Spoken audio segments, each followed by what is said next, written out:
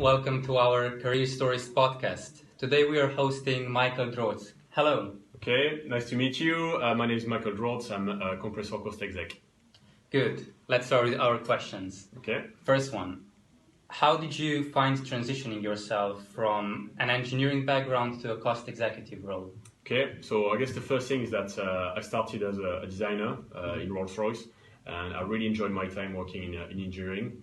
And then the opportunity came up to work in cost as a technical program manager. Yeah. So what was nice about that is that I was working in cost, but there was still a technical element. My role was to drive projects related to CRAB, where we try to develop projects that deliver cost reductions through technical changes. Yeah. So I think it was really rewarding, and I could really make the link between delivering benefits and how it means that the company makes more money and therefore allow the company to invest in people and new products. Mm-hmm. Okay. Very well.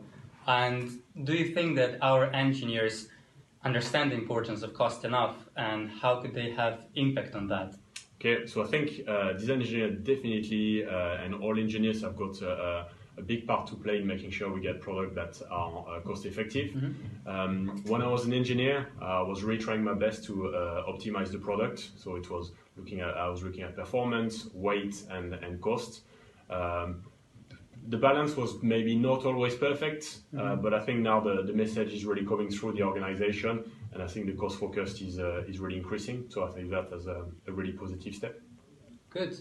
And with your engineering knowledge and now experience in cost, how could you utilize this combination for a future role? Okay, well, I think I don't need to wait for being into a future role to use that knowledge.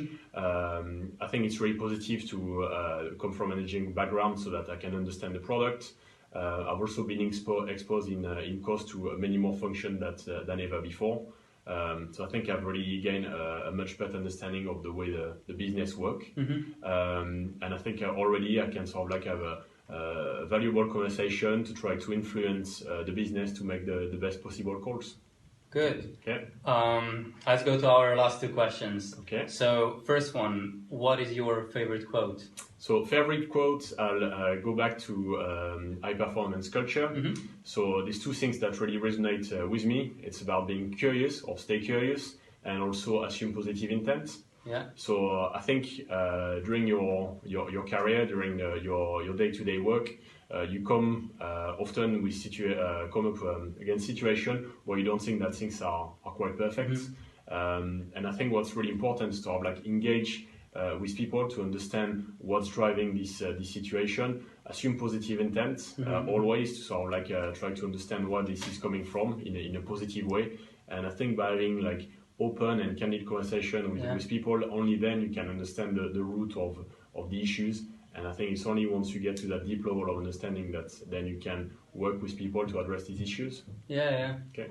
And what would be your career advice that you'd be happy to share with others? So career advice, I've been at Rolls-Royce for 11 years now. And right from the start, from the first task I was given, I looked at it as whatever comes your way, give it your best shot. Okay, you're not in control of what tasks are given to you, but what you're in control of is to make sure that you approach them in a positive way and try to get the best possible output, best possible outcome. And I think that having that approach meant that I think I've enjoyed the last 11 years. Yeah. I'm looking forward to the next few years, and it's been a good journey.